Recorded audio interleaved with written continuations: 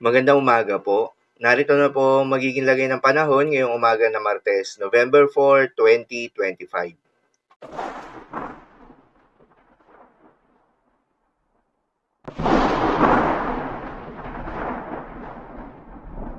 Sa kasalukuyan na tayo sa pag-asa, si Bagyong Tino nga ay patuloy ang paglakas at anumang oras ngayong araw ay posible na nga itong maglandfall sa may Leyte o Southern Leyte. Huli nga itong namataan sa coastal waters ng Loreto, Dinagat Islands. Taglay ang lakas ng hangin na umaabot sa 150 km per hour malapit sa gitna at pagbugso na umaabot sa 205 km per hour, kumikilos pa westward sa bilis na 30 km per hour. Dahil nga sa unti-unting paglapit nitong si Bagyong Tino sa ating kalupaan at paglakas nito bilang isang typhoon category, itinaas na rin ang tropical cyclone wind signal number 4 sa bahagi ng extreme southeastern portion ng Eastern Samar, western and southern portion of Leyte, southern Leyte, northern portion ng Cebu kabilang na ang Camotes Islands, northeastern portion ng Bohol, northernmost portion ng Negros Oriental, northern portion ng Negros Occidental, Guimaras, Dinagat Islands, Siargao at Bukas Grande Islands.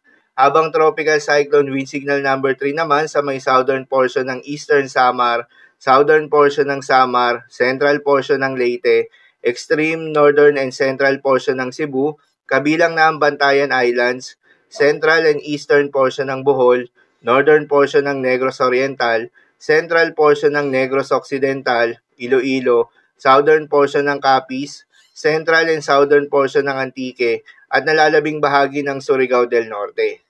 Tropical cyclone wind signal number 2 naman sa may southern portion ng Masbate, southern portion ng Romblon, southern portion ng Oriental Mindoro, southern portion ng Occidental Mindoro, northern portion ng Palawan kabilang ang Puyo Islands at Calamian Islands, central portion ng Eastern Samar, central portion ng Samar, nalalabing bahagi ng Leyte, Biliran, nalalabing bahagi ng Bohol, nalalabing bahagi ng Cebu, central portion ng Negros Oriental, nalalabing bahagi ng Negros Occidental, Siquijor, nalalabing bahagi ng Capiz, Aklan, nalalabing bahagi ng Antique, kabilang na ang Kaluya Islands, northern portion ng Surigao del Sur, northern portion ng Agusan del Sur, northern portion ng Agusan del Norte at Camiguin.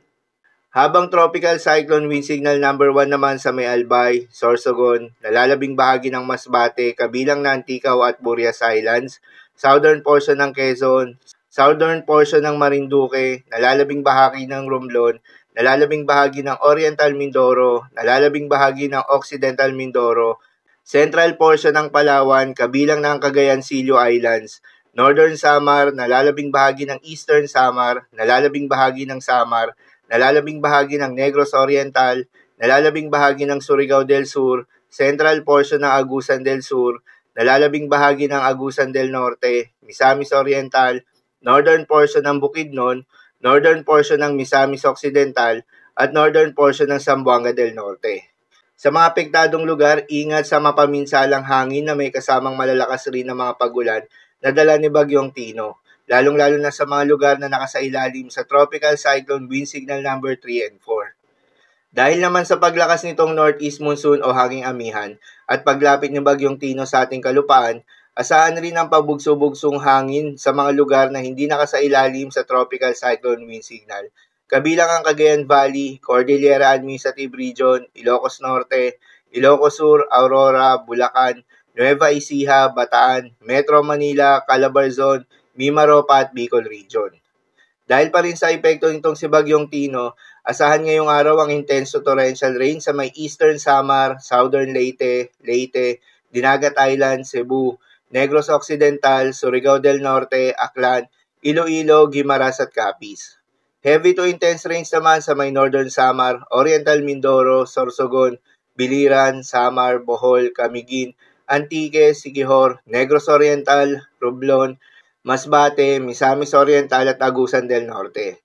Moderate to heavy rains naman sa may Surigao del Sur, Batangas, Catanduanes, Albay, Palawan, Marinduque, Occidental Mindoro, Maguindanao del Norte, Maguindanao del Sur, Sultan Kudarat, Misamis Occidental, Zamboanga del Norte, Lanao del Norte, Agusan del Sur, Bukidnon, Sarangani at Lanao del Sur. Muli sa mga apektadong lugar, Ingat sa mga posibleng banta ng pagbaha at pagguho ng lupa, lalong-lalo na sa mga lugar na inuulan na noong mga nakaraang araw pa. Para naman sa magiging track at lakas nitong si Bagyong Tino, yung eyewall nga nito ay kasalukuyan ng tumatama sa may Homonhon Islands at Dinagat Islands. Anumang oras ngayong araw ay magla-landfall na ito sa may Leyte o Southern Leyte. At babaybayin nito malaking bahagi ng Visayas at Northern Palawan ngayong araw hanggang bukas na madaling araw. Pagkatapos ay lalabas ito ng West Philippine Sea bukas rin ng umaga at inaasahan na lalabas ang Philippine Area of Responsibility bukas ng gabi o Huwebes ng umaga. Inaasahan pa rin ang bahagyang paglakas nito bago mag-landfall. Mananatiling typhoon category ito sa pagtawid ng ating bansa, subalit posible ang bahagyang paghina dahil sa interaksyon nito sa ating kalupaan. Paalala pa rin po palagi na posible pa rin ang mga pagbabago. Kaya naman patuloy lamang na magantabay sa mga update nating ilalabas, lalo na ng Pag-asa.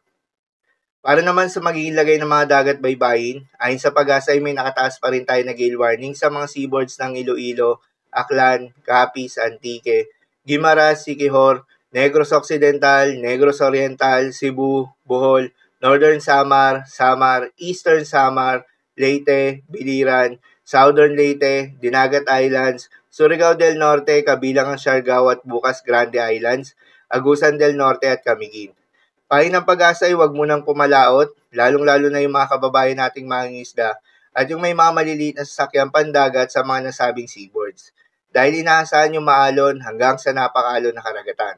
Habang sa nalalabing seaboards ng ating bansa, ay asahan naman yung katamtaman hanggang sa maalon na karagatan. So, lamang po para sa lagay ng panahon ngayong araw ng Martes. Keep safe, everyone.